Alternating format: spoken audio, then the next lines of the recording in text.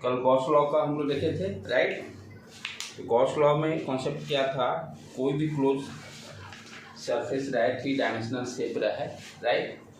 3 dimensional shape में यदि electric flux हमें निकालना रहे तो अकॉर्डिंग टू गॉस लॉ क्या था कि कोई भी क्लोज सरफेस रहे उसके अंदर उसका फ्लक्स उससे कितना निकलेगा, phi equal to q internal upon epsilon naught, q internal upon epsilon naught, ठीक है। गॉसेज लॉ के जो जो टर्म कंडीशंस थे वो सारा, कोई भी शेप हो, साइज हो, ठीक है, यदि चार्ज इंक्लोज चार्ज सेम है तो फ्लक्स सेम रहेगा, ठीक है। उसके बाद और क्या देखे थे हम लोग, जो गॉसियन सरफेस हम लोग कंसीडर करेंगे, चार्ज डिस्ट्रीब्यूशन के अबाउट वो सिमेट्रिक होना चाहिए, पहला कॉन्सेप्ट था। उसके बाद गॉसियन सरफेस पर इलेक्ट्रिक फील्ड कांस्टेंट रहना चाहिए, राइट। उसके बाद और क्या था बेटे उसमें कंडीशंस में, हाँ, एक मिनट,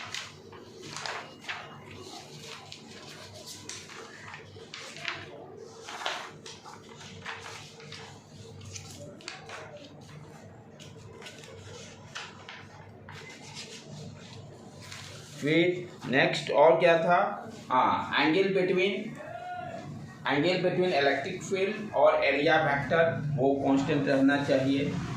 गॉसियन सरफेस आपके पॉइंट 4 से पास नहीं करना है, 5 पॉइंट्स हम लोग पढ़े थे। गॉस लॉ सब जगह हम अप्लाई कर सकते हैं, सब जगह अप्लाई हो सकता है, लेकिन कोई जरूरी नहीं मेरे लिए यूजफुल होने के लिए क्या होना चाहिए, कंडीशन सेटिस्फाई होना चाहिए।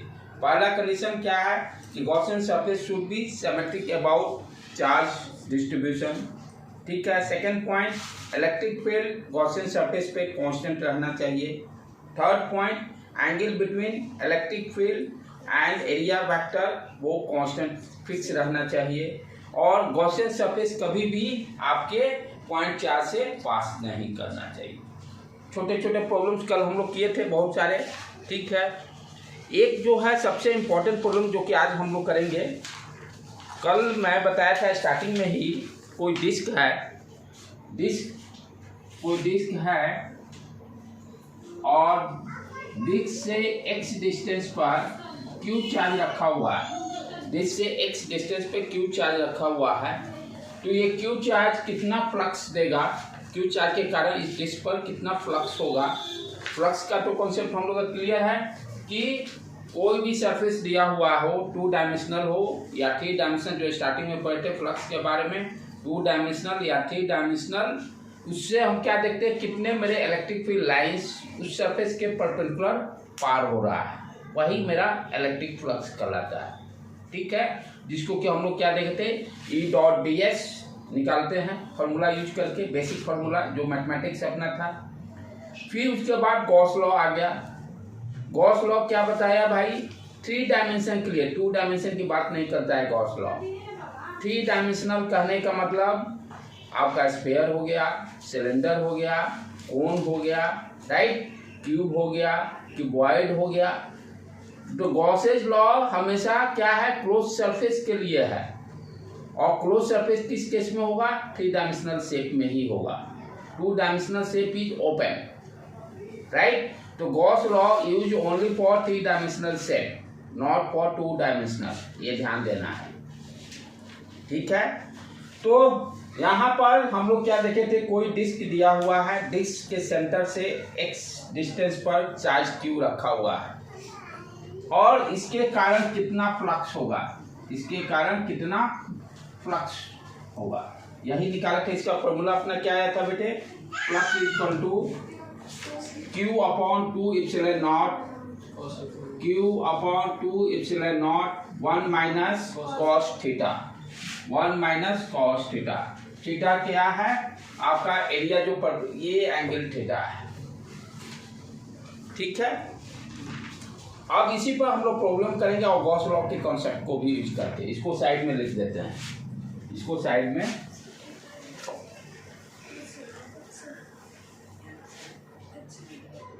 Phi equal to q upon 2 epsilon naught 1 minus cos theta, 1 minus cos theta. ठीक है,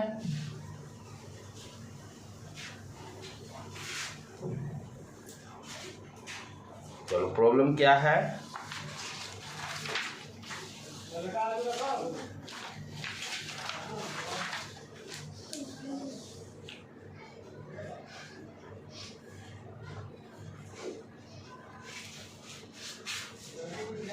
वो सिलेंडर दिया हुआ है,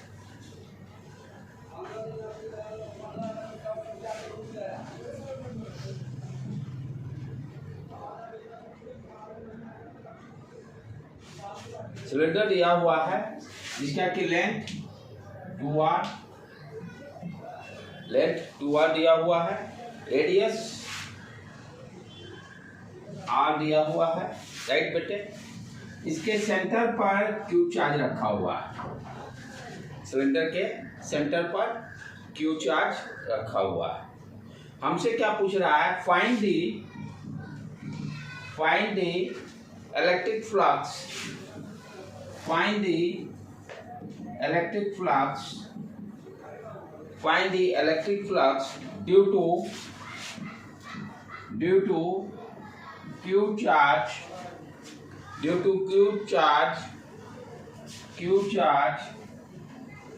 placed at the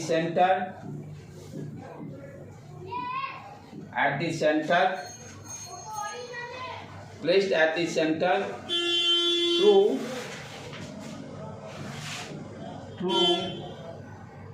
curved surface। हमें किसके द्वारा find electric flux through curve surface के द्वारा हमें निकालना है।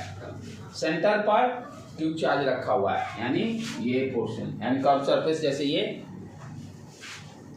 इस कर्व सरफेस से कितना इलेक्ट्रिक फ्लक्स निकलेगा वो निकालना है। क्या है, ये सिलेंडर दिया हुआ है, इसके सेंटर पर क्यू चार्ज रखा हुआ है। हमें ये टोटल सिलेंडर में कितने सरफेस हो गए, ये बॉटम, टॉप, तीसरा कर्व सरफेस। ठीक है, फ्लक्स निकलेगा सब साइड से। ठीक है, और फ्लक्स कितना निकलेगा, क्यू अपॉन एप्सिलॉन नॉट।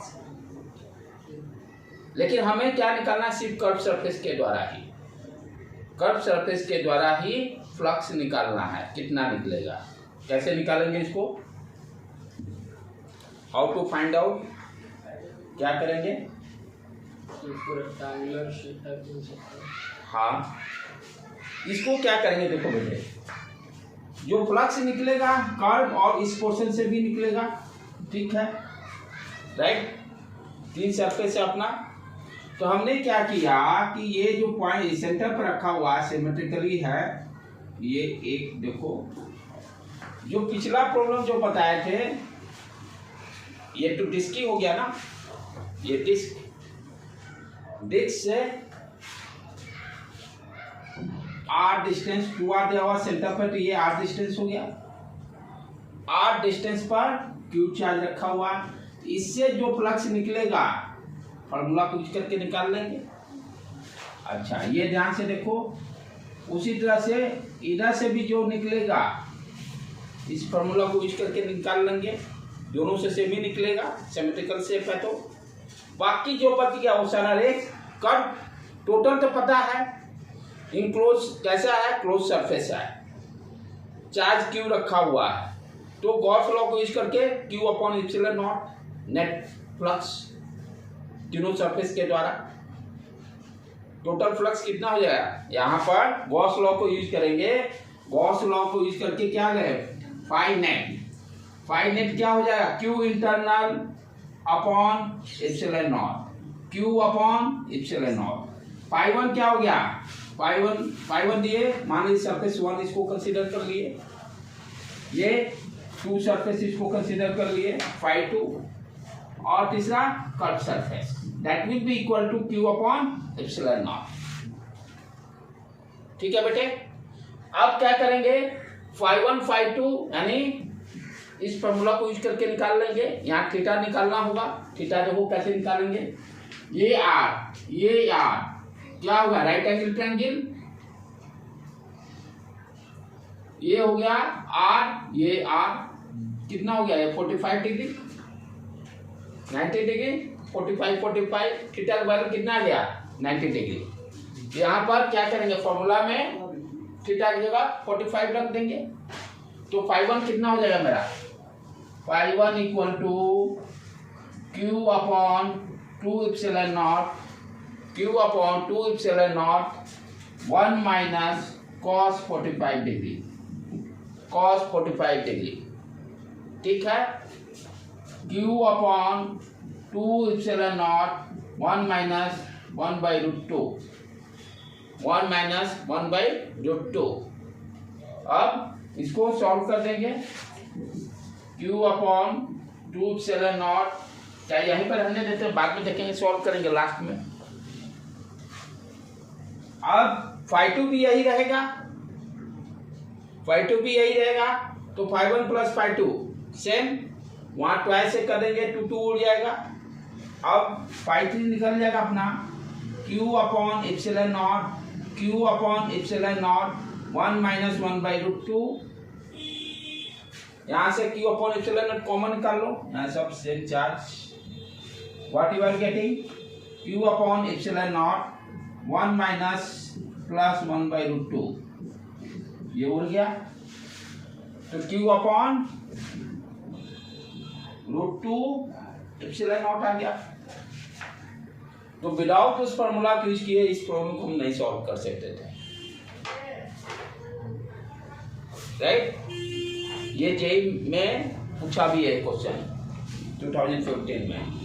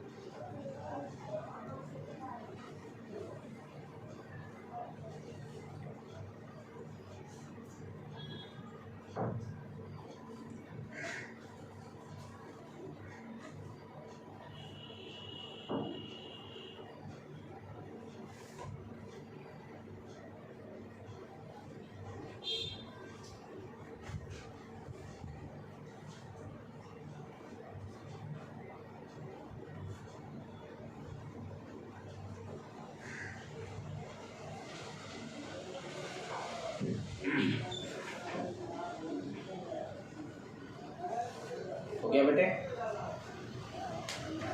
उठा दो।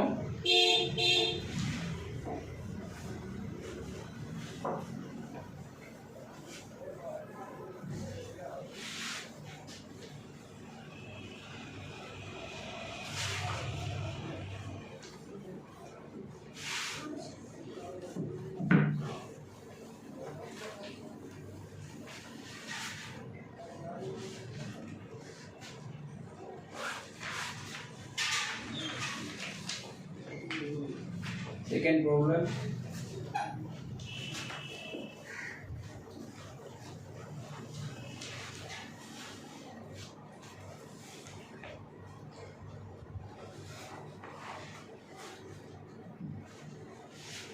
ठीक है बेटे। क्या दिया हुआ है, इस सरफेस से h डिस्टेंस पर चार्ज q रखा हुआ है, h डिस्टेंस पर चार्ज q रखा हुआ है। क्या रहा है, रेडियस इसका दिया हुआ है r, रेडियस दिया हुआ है r, ठीक। Find the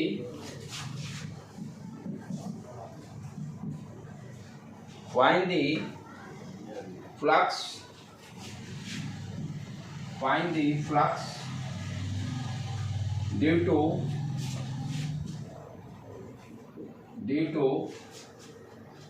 charge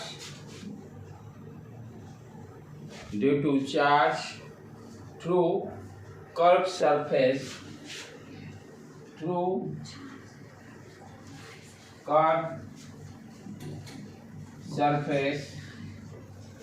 the curved surface of container,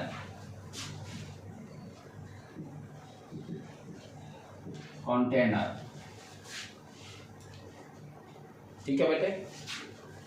क्या करना है, h डिस्टेंस पर ये कंटेनर जो दिया हुआ है, चार्ज q रखा हुआ है, हमें इस कर्व सरफेस के द्वारा कितना फ्लक्स होगा निकलेगा वो निकालना है।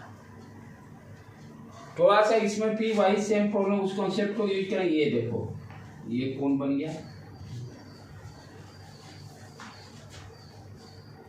ठीक है। टोटल में से इसको निकाल देंगे, इसका फ्लक्स निकल जाएगा। कर्व सरफेस का φ1 ले लेंगे, ये जो फ्लक्स निकलेगा इसको φ2 क्या हो गया, ये आपका दिस से h डिस्टेंस पे चार्ज q रखा हुआ है, राइट। तो according to Gauss law, net flux equal to phi net equal to आपका क्या हो गया, q अपॉन पहले तो epsilon naught, q upon epsilon not.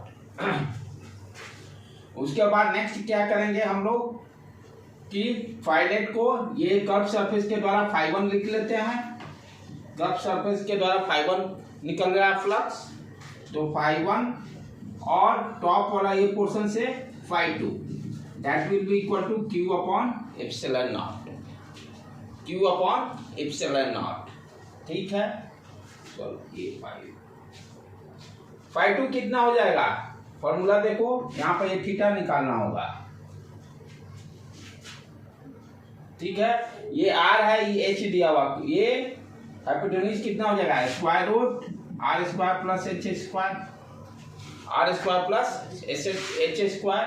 Cos theta का वैल्यू निकल जाएगा h अपॉन दिस, वहां पुट करेंगे फ्लक्स φ2 निकालने के लिए। तो φ2 equal to q upon 2 epsilon naught 1 minus जो कॉस थीटा जो फॉर्मूला है, कॉस थीटा की जगह पे क्या हो गया, base h upon hypotenuse h upon square root r square plus h square. अब इसको यहाँ वैल्यू रख देंगे, फाइबर निकल जाएगा अपना, राइट। तो इस तरह के टिपिकल कुछ प्रॉब्लम में आपका डिस्क वाला फॉर्मूला बहुत कामयाब है, ठीक है। तो इसको मेडिकल के लिए तो इस फॉर्मूला को आपको याद रखिए, तुम लोग के लिए भी, मेंस के लिए भी इस तरह के क्वेश्चंस डाल सकता है। ये दोनों क्वेश्चंस जेईई में पूछे हुए हैं।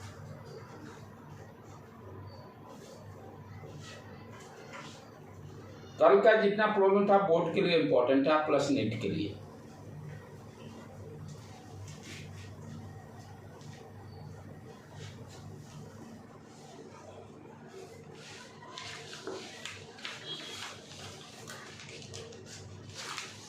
राइट बेटे,